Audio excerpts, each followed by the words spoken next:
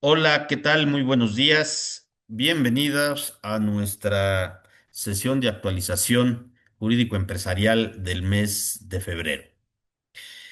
Quiero empezar comentándoles que para la toma de decisiones estratégicas en las empresas es fundamental que conozcamos el entorno en el que se están desarrollando los negocios en nuestro país, por lo que siempre empezamos nuestras sesiones de actualización comentando algunas noticias y datos que nos ayudan a entender ese entorno y a ubicar, digamos, las tendencias y comportamientos de algunos indicadores clave acerca de ese mundo de los negocios, ¿no? Además de estas noticias y de estos datos con los que siempre abrimos las sesiones, hoy vamos a comentar el recientemente publicado Plan Maestro de Fiscalización del SAT para este 2026, ¿sí? También vamos a abordar y analizar qué elementos y aspectos debemos de tomar en cuenta si es que estamos en la necesidad de interponer un medio de defensa en materia fiscal.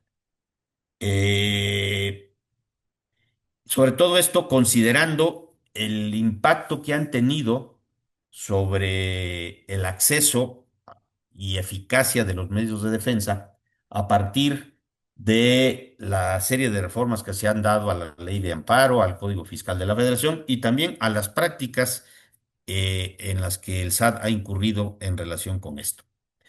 Bien, finalmente, pues no podemos descuidar el ámbito municipal porque hay normativas muy importantes también ahí que debemos observar, por lo que la licenciada Laura López nos va a platicar acerca de los bandos municipales que año con año se dan a conocer en el mes de febrero. Bueno, pues empecemos con las noticias y con los datos, ¿no? Y para ello voy a comentar algunos resultados de la última encuesta Data Coparmex en la que este organismo recoge el sentir de sus socios, ¿no? Miren, en 2025 se encuestaron a 3.850 empresas socias de Coparmex en 71 centros empresariales de las 32 entidades federativas del país. Y fíjese lo que encontramos a raíz de esta encuesta. Primero, que solamente el 40% de las empresas considera que es un buen momento para invertir en el país y es un nivel muy similar al que prevalecía en la pandemia. Es la incertidumbre económica y la inseguridad, o son la incertidumbre económica y la inseguridad los principales frenos para la inversión, ¿no? Eh, También la mitad de las empresas enfrentó dificultades para realizar trámites, siendo el principal obstáculo para ello la prevalencia de requisitos excesivos. En materia de corrupción, tampoco encontramos datos halagüeños, ya que el 40% de las empresas enfrentó cuando menos un acto de corrupción en el último año. Y pasa lo mismo con el terrible problema de la inseguridad, pues el 47% de las empresas fue víctima de algún delito. Y la extorsión en sus diversas modalidades va increciendo, ¿eh? Va para arriba. Bueno, por otro lado, me encontré también con un dato muy relevante porque, fíjense bien, desde 2023 viene cayendo en el país el número de patrones afiliados al Seguro Social. Nada más en 2025, el año pasado, fueron 25,000 los patrones que se desafiliaron del Seguro Social. Este dato, sin duda, nos está diciendo muchísimas cosas, ¿eh? Y puede leerse desde diversas perspectivas, pero ninguna de ellas es alentadora. Y si estamos hablando del Seguro Social, déjenme decirles que ayer se publicó en el Diario Oficial un acuerdo por el cual se simplifican algunos trámites, ¿no? Y miren, por ejemplo, los trámites más importantes que se simplifican son el alta patronal, la asignación o cancelación del registro patronal único, la asignación del número patronal de identificación electrónica y certificación digital y pues todo lo que tiene que ver con los avisos de movimientos afiliatorios de trabajadores. Esperemos que efectivamente, yo la verdad no lo he analizado a detalle. Esperemos pues que sea una verdadera simplificación y que pues justamente esto ayude un poquito a revertir el problema que les decía yo, ¿no? Que los patrones prefieren mejor irse a la informalidad que andar dándose de alta al IMSS, y ojalá y esta simplificación pues ayude un poco a, a que se regularice esta situación. Miren, y finalmente, es conveniente que todos estemos conscientes de la muy elevada rentabilidad y efectividad que tiene el SAT y bueno, que tuvo el SAT en el año pasado. Este, miren, eh, en materia de rentabilidad, nos informa el SAT que cada peso invertido en actos de fiscalización se multiplicó por 248 pesos vía la recuperación de cifras cobradas, ¿sí? Y en materia de efectividad de la fiscalización, nos dice que aquellos actos en los que el fisco entró en contacto directo con el contribuyente y se identificaron evasiones y omisiones, fue en el 98% de esos actos, ¿sí?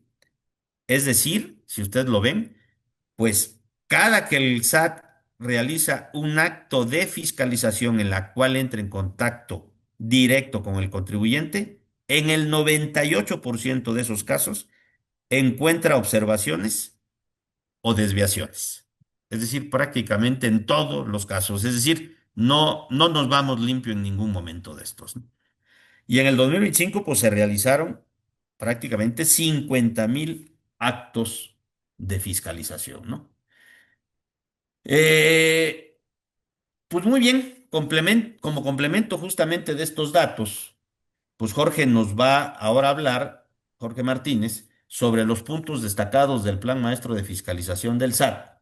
Sí, pues para que podamos advertir por dónde nos va a venir el ramalazo, ¿no? En caso de las auditorías y de las fiscalizaciones.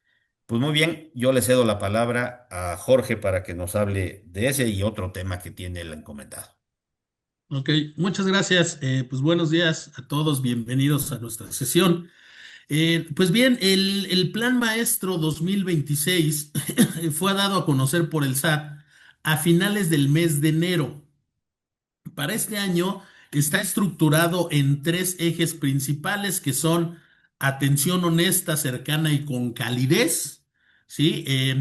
Se establece un esquema de fiscalización transparente y objetivo. Y el tercero que tiene que ver con combate a quienes venden y compran facturas falsas.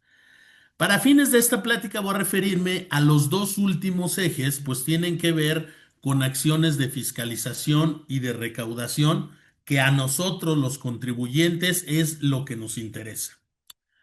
Por lo que hace el esquema de fiscalización transparente y objetivo, se basa en un listado de conductas que refiere el mismo plan. En caso de que sean realizadas por los contribuyentes, van a detonar auditorías. Todas esas conductas aparecen listadas ahí en la diapositiva, pero de entre ellas podemos advertir las siguientes. Celebrar operaciones con factureras o no mineras. Presentar pérdidas fiscales recurrentes. Simular o aplicar ilegalmente deducciones. Obtener ingresos que no son declarados. Y por último, abusar de estímulos fiscales. Es importante considerar que si la autoridad inicia el ejercicio de facultades, ¿sí? No se va a centrar únicamente en alguno de estos rubros o de estas conductas, vamos a llamarlo así, prohibidas por parte del fisco. Pues muy seguramente se va a meter hasta la cocina, ¿sí? Y va a encontrar varios pecados del contribuyente. En concreto, lo que dice el plan maestro es muy claro. Si tú, contribuyente, realizas alguna de estas conductas, inmediatamente te voy a fiscalizar.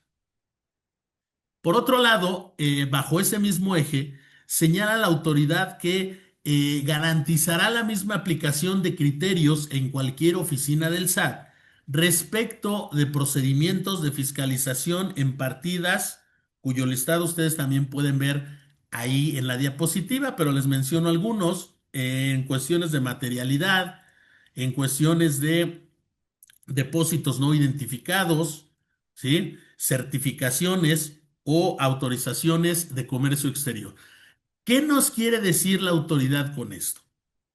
Que va a aplicar los mismos criterios de valoración de información sobre estos rubros, siempre y cuando pues esa misma autoridad haya unificado y confirmado ese criterio. Entonces, aclaro, esto es lo que se desprende del plan.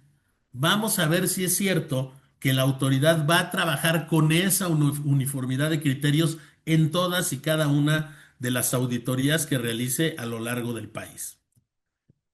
Aunado a lo anterior, el SAT implementará un esquema de fiscalización inteligente, ¿sí? A través del cual realizará acciones coordinadas para identificar, desarticular y sancionar esquemas de evasión y de contrabando.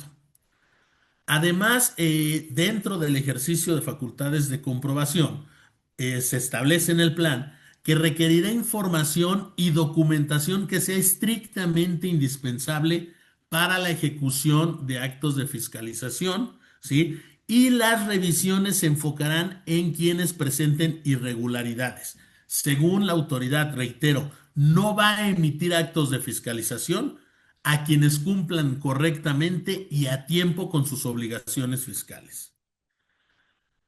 Por último, establece un rubro específico, ¿sí? De combate a las factureras. Y en él se establece que se van a realizar revisiones ágiles para identificar a las personas o empresas que vendan facturas falsas. Se va a complementar ese tipo de acciones con visitas domiciliarias específicas, ¿sí? Aquellas empresas o personas que emiten facturas falsas y en su caso se va a presentar la denuncia conforme al nuevo tipo penal. ¿Qué nos dice aquí la autoridad? Voy a ejercer la facultad que se establece en el artículo 49 bis para combatir todos esos, o todas las empresas factureras. ¿Ok? Hay una cuestión aquí muy importante que debemos considerar, y es que expresamente en el plan se establece que la autoridad fiscal negará la inscripción de empresas al RFC cuando detecte que su representante, socio o accionista ha tenido participación en empresas que emitieron comprobantes fiscales falsos. Como lo podemos deducir, se trata de uno de los daños colaterales que derivan de la nueva figura de los comprobantes fiscales falsos. Y es que, como ya les habíamos indicado en sesiones anteriores, así como nuestro curso también del mes de enero, son varias las consecuencias de no atender adecuadamente la visita domiciliaria en esta materia. Y ahí les voy con un ejemplo para que lo dimensionen. Yo soy socio de una sociedad, ¿sí? El día de mañana me notifican, o le notifican, mejor dicho, a la sociedad, la visita en materia de comprobantes fiscales falsos. Por negligencia, falta de capacidad o la cuestión que ustedes quieran y manden, no se desvirtúa esa presunción y se considera esa empresa como emisora de comprobantes fiscales falsos. Ahora, si al paso del tiempo yo participo como socio en una sociedad diferente, una sociedad nueva, ¿sí?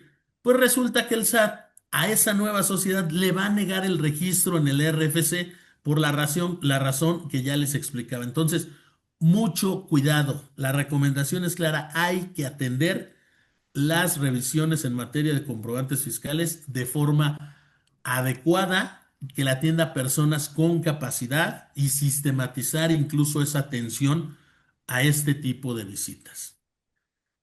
Pues bien, con esto ya tenemos trazado el panorama fiscal completo para 2026, ¿sí? Y considero desde mi punto de vista que se basa en dos grandes estrategias. Primero, en la aplicación de las estrategias de fiscalización contempladas en el plan maestro y en la aplicación de los mecanismos de presión, control y fiscalización informal que se vinieron a reforzar con las modificaciones que nos trajo la reforma fiscal para 2026.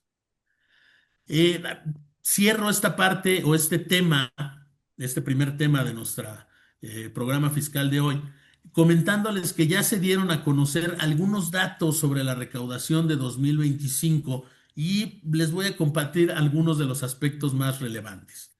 Primero, en la ley de ingresos para la Federación, de la Federación para 2025, se programó obtener recursos tributarios por poco más de 5.9 billones de pesos.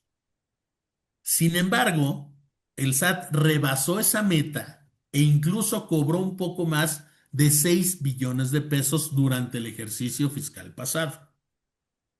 También, pues la recaudación secundaria sigue siendo uno de los pilares más importantes o una de las fuentes más ricas de recaudación que tiene el fisco federal.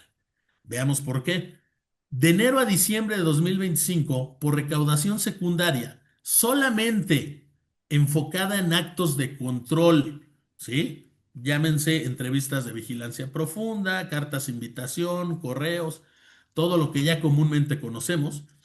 Por esos actos el fisco cobró casi medio billón de pesos, ¿sí? Reitero, solamente por actos de control y fiscalización informal. Ahora bien, también esa misma recaudación secundaria, pero derivada ya de actos de fiscalización formal, visitas domiciliarias, revisiones de gabinete, el fisco se embolsó por alrededor de 300.000 millones de pesos, con lo cual, según este informe de las finanzas públicas, se cumplió esa meta al 127% de lo que se tenía programado para 2025. En conclusión, la recaudación secundaria a través de actos de fiscalización, control y presión va a seguir siendo el pan de cada día para el contribuyente en el presente año. ¿Sí? Ya vimos que son los mecanismos que dan excelentes resultados recaudatorios para el fisco y pues van a seguir redoblando esfuerzos en ese tipo de actos que tan buenos resultados les han dado. Bien. Para continuar, vamos a entrar al segundo tema que tenemos agendado para el día de hoy y que tiene que ver con qué debo de considerar antes de presentar un medio de defensa. Pues bien, como todos sabemos, cuando estamos frente a actos emitidos por las autoridades fiscales, la ley pone a nuestra disposición mecanismos para defender nuestros intereses y contrarrestar los efectos de tales determinaciones. A partir de esas consideraciones, no solo es importante conocer cuáles son los medios de defensa de los que podemos echar mano, ya que además debemos considerar algunas circunstancias que nos pueden ayudar dentro del trámite de esos mecanismos, ¿sí? Y que es la cuestión toral que constituye el objeto de nuestro tema al día de hoy. Porque lo que queremos resaltar es importante que el consultor o el empresario sepa que actualmente no solamente tenemos a nuestra disposición recurso de revocación en sus diferentes modalidades o juicio de nulidad también en sus diferentes modalidades, sino que hay un abanico importante de mecanismos para defender los intereses del contribuyente y lo más importante, ¿sí? ¿Qué circunstancias debemos considerar antes de interponer tal o cual mecanismo de defensa? Pues bien, comencemos analizando someramente los mecanismos tradicionales para luego entrar en los nuevos mecanismos, si los podemos llamar de esta manera. El recurso de revocación, como todos sabemos, pues lo podemos interponer en contra de actos definitivos que nos notifique la autoridad. ¿Cuáles son? Determinación de créditos fiscales con motivo del ejercicio de facultades de comprobación o una negativa total o parcial de devolución, entre otro tipo de actos de carácter fiscal federal. Desde mi punto de vista, el recurso tiene poca trascendencia en la defensa de los intereses del particular, sobre todo porque, como es sabido, se tramite y resuelve por la misma autoridad que emitió el acto que estamos recurriendo. Además de que, como lo comentaba el licenciado Castillo, al dar la introducción a nuestra sesión de hoy, a partir de este año, si yo impugno un crédito fiscal, pues ya tengo que garantizar el interés fiscal en caso de que yo me vaya a combatir ese acto a través del recurso de revocación. ¿Sí? Hay que considerar por ahí, perdón, una disposición establecida en la ley de ingresos que establece cierta mecánica para que el contribuyente no tenga que garantizar el interés fiscal. Sin embargo, les comento, es una medida que solamente va a estar vigente en este año y que dice que en un plazo determinado el contribuyente no va a garantizar el interés fiscal. Sin embargo, si yo fuera la autoridad, me interponen el recurso y antes de que termine ese plazo de dispensa de garantía, pues lo resuelvo con aras de qué, pues de ir a cobrar ese crédito fiscal que está recurriendo. ¿Sí? Entonces, mucho cuidado con esa situación. Ya, Ahora, consideren también que pues no en todos casos, ¿sí? Hay que ver con malos ojos este recurso. Pues bajo ciertas circunstancias se va a justificar su interposición y aquí les comento dos de ellas para que se las lleven ustedes. Es idóneo presentar este recurso en aquellos casos en que por cualquier circunstancia no hayamos podido exhibir la totalidad de las pruebas durante el proceso de fiscalización o en el procedimiento de devolución, ¿sí? Y es que el recurso de revocación es nuestra última oportunidad de hacerle llegar pruebas a la autoridad, ¿sí? Y si no lo hacemos en esa instancia, ya en el juicio de nulidad no nos van a valorar esas pruebas que no exhibimos ante la autoridad fiscal.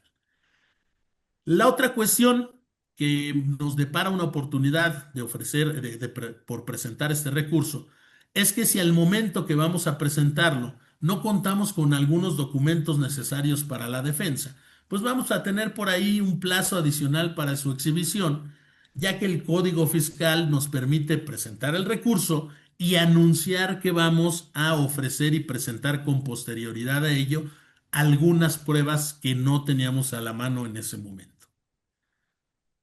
Consideren, hay otra vía, que es el recurso, revocación exclusivo de fondo. No entro a la mecánica detallada del mismo. Nada más les comento que procede contra resoluciones que derivan única y exclusivamente del ejercicio de facultades de comprobación. ¿Sí? Siempre y cuando el importe que me hayan determinado supere por ahí de 8.500.000 pesos. Es un recurso más técnico que atiende al fondo de la controversia que se va a plantear. El otro mecanismo tradicional es el juicio de nulidad o juicio contencioso administrativo. Y a través de él podemos combatir también cualquier resolución que emita el SAT, incluida la resolución que recaiga un recurso de revocación. Y si bien es cierto, es el medio de defensa de mayor trascendencia para proteger los intereses del contribuyente, también lo es que hay circunstancias que lo tornan poco efectivo ante los efectos de los mecanismos de gestión y presión que implementa el Fisco Federal.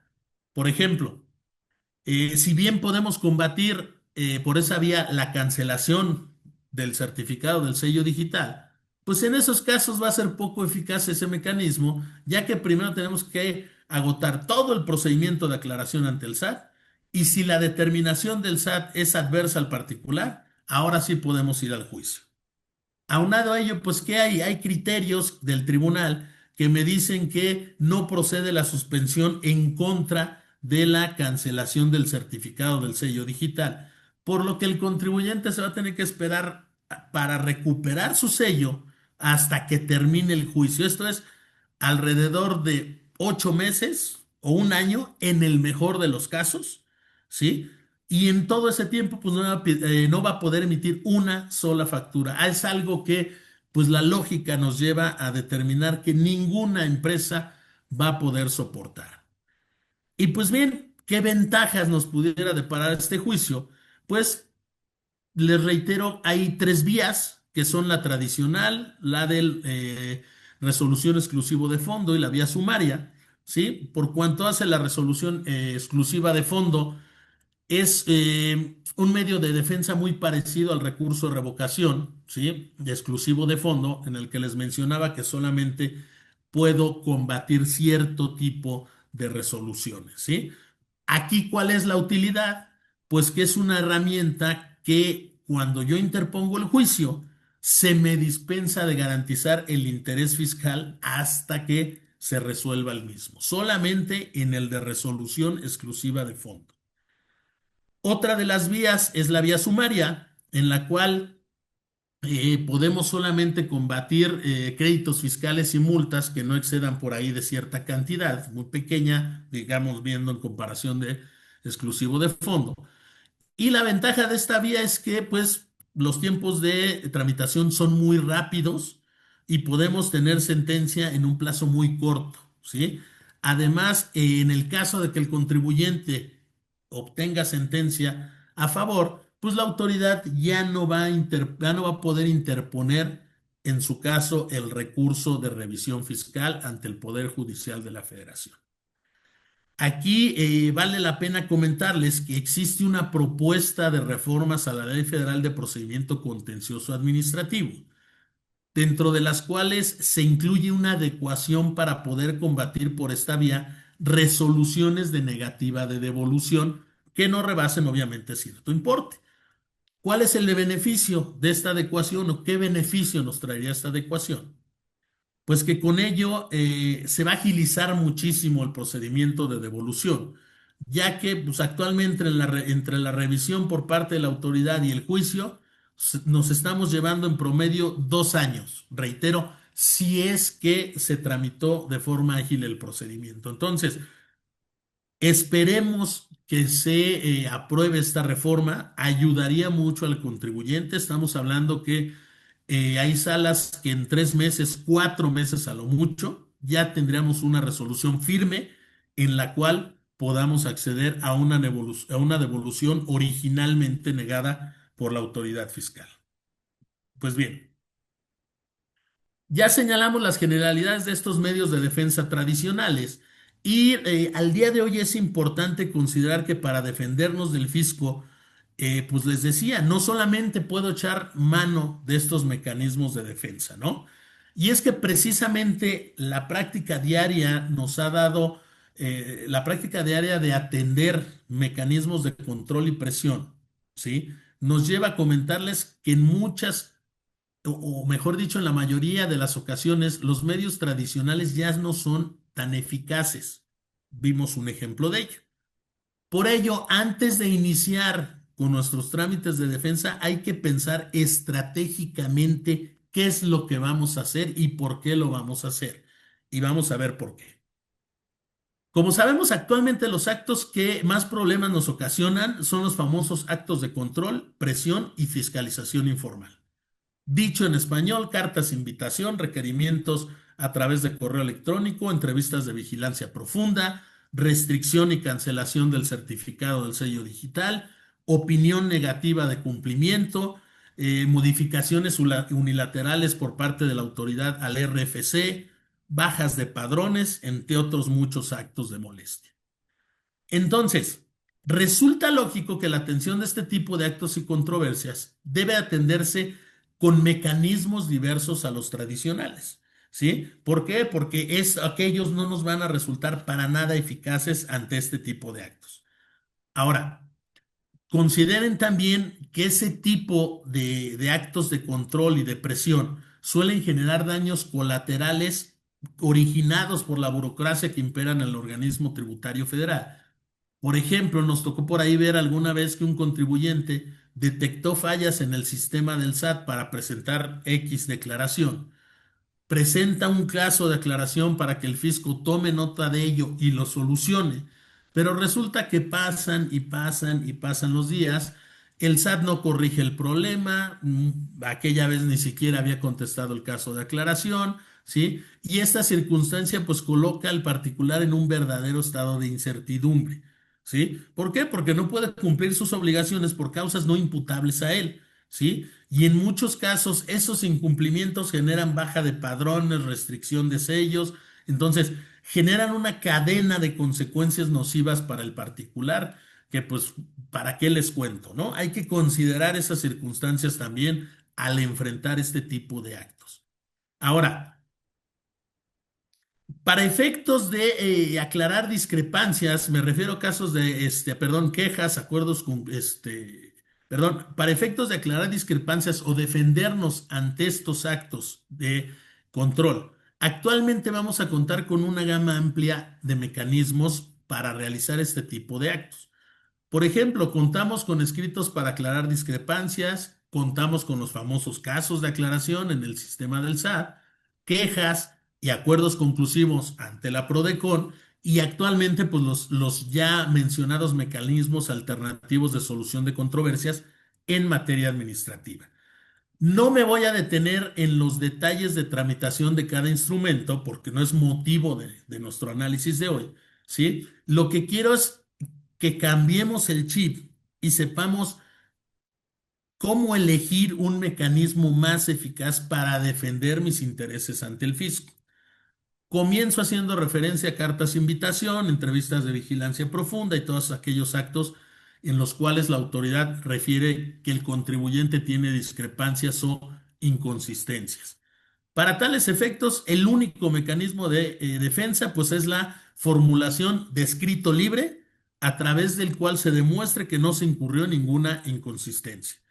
Sin embargo, es importante, y ya se los hemos precisado, formular argumentos adecuados, aclararle a la autoridad que no se ha incurrido en ningún incumplimiento, ¿sí? E incluso en aquellos casos donde las diferencias son inexistentes, ¿sí? O en donde pareciera irreal lo que nos dice la autoridad, como aquellos casos que se dieron hace algunos años de diferencias en DIOT, ¿sí? Hay que aclarar este tipo de cuestiones, ¿sí? Reitero, a través de escritos libres, la autoridad cuando nos llama a una entrevista de vigilancia profunda, nos dice, me vas a presentar tus pruebas o tu escrito a través de este correo electrónico o ahí mismo en la carta de invitación nos señalan esa situación. Entonces, hay que argumentar sólidamente para efecto de desvirtuar esas supuestas inconsistencias. Aquí es lógico que no vamos a pensar en recursos o en juicios, ¿sí? Sino en exhibir pruebas contundentes para demostrar que yo no incurrí en ningún incumplimiento, ¿sí? Consideren que en la mayoría de los casos la autoridad me señala un plazo que tengo para presentar mi escrito y las pruebas, así como lo que les comentaba, el mecanismo para su presentación. Y recuerden, si no desahogo o no aclaro esas supuestas inconsistencias, restricción de sello segura. Por lo que hace a casos de aclaración, estos los presento a través del portal del SAT para corregir o aclarar supuestas inconsistencias. El más famoso de ellos es el relativo al aclarar la causa de la restricción o cancelación del sello digital, ¿sí? También hay que formular argumentos sólidos, tener pruebas sólidas para efectos de qué, de atender una cuestión tan delicada como es una restricción o como es una cancelación del certificado del sello digital. Eh, Sobre este mecanismo no hay un formato estándar, nada más hay que atender por ahí al anexo 2, ¿sí? En donde se establece la ficha de trámite para efectos de presentar este tipo de aclaraciones. Llegamos a otro mecanismo que es la queja en PRODECON, ¿sí? Esta queja es útil cuando nosotros estimamos que la autoridad pues ha violentado los derechos del contribuyente. ¿Y sirve para qué? Pues para que la PRODECON conozca, investigue ese tipo de actos en los que pues prácticamente siempre llega a incurrir por ahí el fisco. ¿Sí? La tramitación de la queja es rapidísima, lleno un formulario, lo presento a través de un sistema en línea y a través de ese sistema lo recibe la PRODECON, lo acuerda y va a darle en su caso informe o va a solicitarle un informe a la autoridad para que ésta nos refiera cuál es la circunstancia específica. Hay dos escenarios donde nos resulta muy útil o nos ha resultado muy útil, perdón, son tres escenarios donde nos resultó muy útil la interposición de una multa, ¿sí? Y es en la restricción del sello Dice la ley, te restringen el sello, presentas tu aclaración y al día siguiente te tienen que levantar esa restricción. Hay casos en los que la autoridad no lo había hecho, ¿sí? Tardaba hasta que en su caso resolvía, presentábamos la queja y ante esa queja levantaba esa restricción y se podía utilizar el sello, ¿sí? También, pues es práctica de la autoridad que tarda mucho en resolver solicitudes, por ejemplo, de saldos a favor, pues también a través de este mecanismo se acelera, ¿sí? La respuesta por parte de la autoridad. Y otra cuestión también es que eh, resulta también muy práctico, ¿sí? La interposición de la queja ante la falta de respuesta a nuestros casos de aclaración, ¿sí? Si interpongo mi caso de aclaración y ya pasó el tiempo que me dice la ficha técnica para que me resuelva la autoridad, puedo interponer mi queja para que le requieran el informe a la autoridad.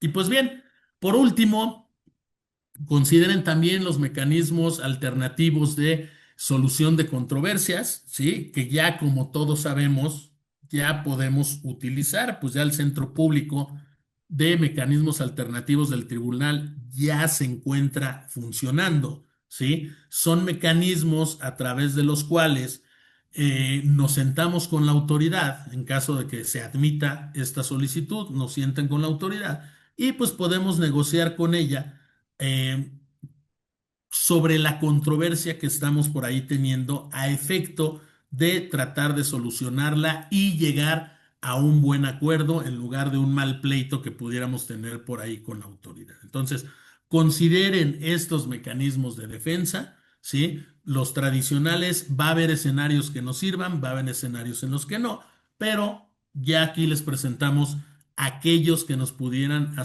solucionar de manera más inmediata algunos problemas que tenemos.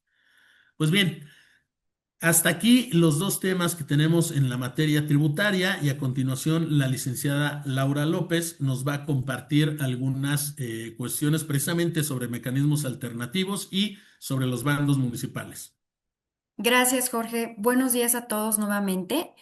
Efectivamente, antes de entrar a platicarles sobre estos bandos municipales, quiero compartirles que recientemente se firmó el primer convenio ante el Centro Público de Mecanismos Alternativos de Solución de Controversias del Tribunal Federal de Justicia Administrativa.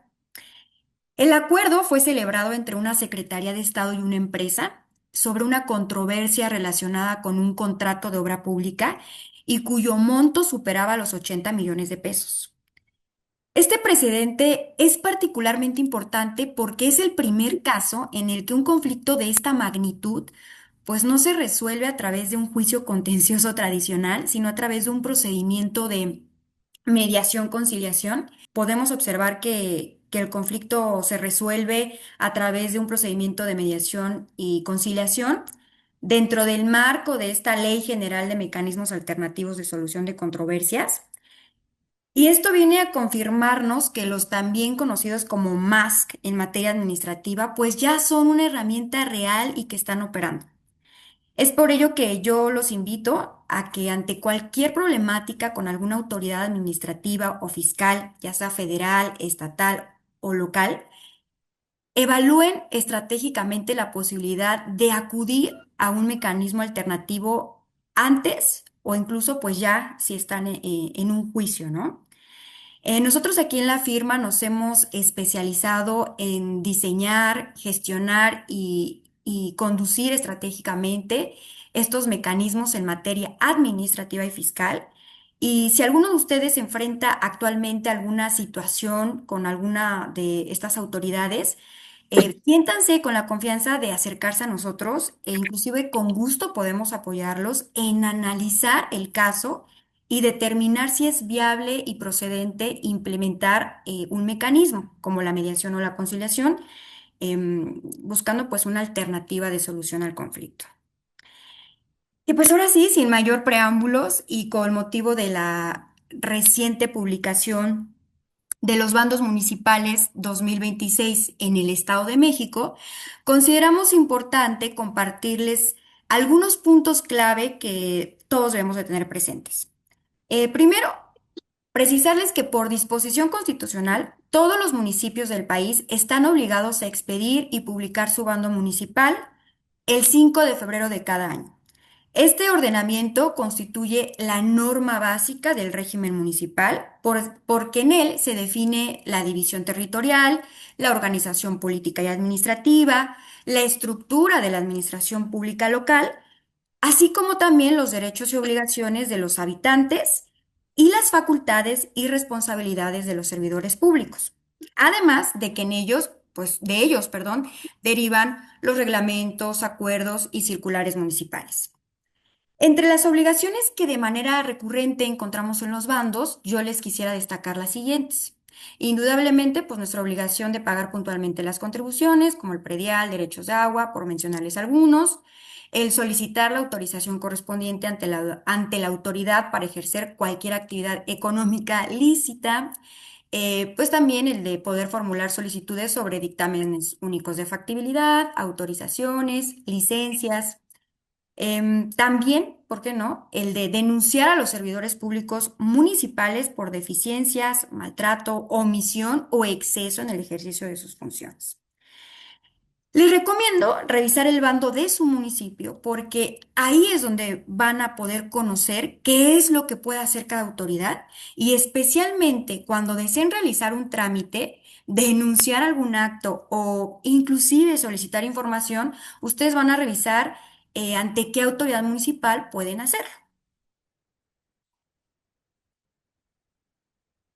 Ahora, uno de los temas más relevantes que encontramos en los bandos para este año es lo que tiene que ver con las licencias de funcionamiento. Yo me permití mencionarles en esta ocasión solamente de algunos municipios, entre ellos, por ejemplo, Naucalpan. En cuanto a licencias de funcionamiento, encontramos que en este municipio se requiere de una revalidación anual, que existe una licencia provisional de hasta 90 días y que cuentan con un sistema de apertura rápida de unidades económicas, pero ojo, solo para giros de bajo riesgo. En Tlanepantla, la licencia de funcionamiento sigue siendo permanente, lo mismo que en Atizapán y en Cuautitlán Izcalli. En Cuautitlán Izcalli también tienen un programa para el otorgamiento de licencias y permisos provisionales, de igual manera para negocios de bajo riesgo. Y, por ejemplo, Whisky Lucan sí deberán renovar su licencia dentro de los primeros 3 meses de cada año, ¿no? Otra cuestión interesante que encontré en los bandos de Perdón, Naucalpan y Whisky Lucan. digo, Laura, perdóname, nada más un comentario. Se Sí. ha dado en algunos municipios la mala práctica de pedir el pago de una contraprestación cuando se expide la licencia de funcionamiento o cuando se renueva esta licencia. Y aquí queremos ser muy claros, las expediciones de licencia de funcionamiento y la renovación de las mismas no tiene ningún derecho, o sea, no hay ningún Pues, derecho por ujú. pagar.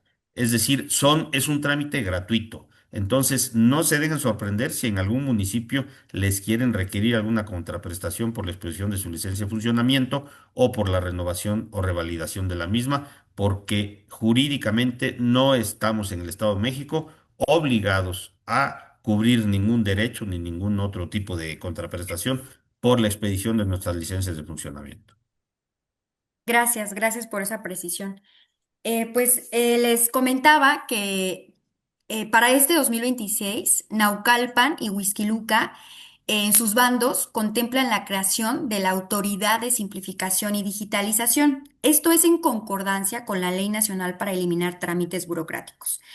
Y pues ustedes se preguntarán, ¿y esta autoridad qué va a hacer? Pues va a ser la encargada a nivel municipal de impulsar la eliminación de trámites que sean innecesarios, a simplificar los procedimientos administrativos y a disminuir los tiempos de respuesta en los trámites que se realicen ante pues el municipio respectivo. Déjenme decirles que ya desde 2025 Cuautitlán Izcalli fue el primer municipio, pues ahora sí que aledaño, que implementó esto. Y para este 2026, les reitero, encontramos que Naucalpan y Huixquilucan se suman a esta, pues a simplificar y digitalizar los trámites. Desconozco cuál ha sido el avance de Cuautitlán Izcalli a lo largo de 2025, pero de saberlo, con gusto se los compartiré. Y finalmente, me gustaría recordarles que el incumplimiento de las obligaciones que se tienen previstas en el bando municipal puede generar sanciones. Estas pueden consistir desde multas que pueden alcanzar los 5,800 pesos, así como la suspensión o clausura cuando se trate de unidades económicas.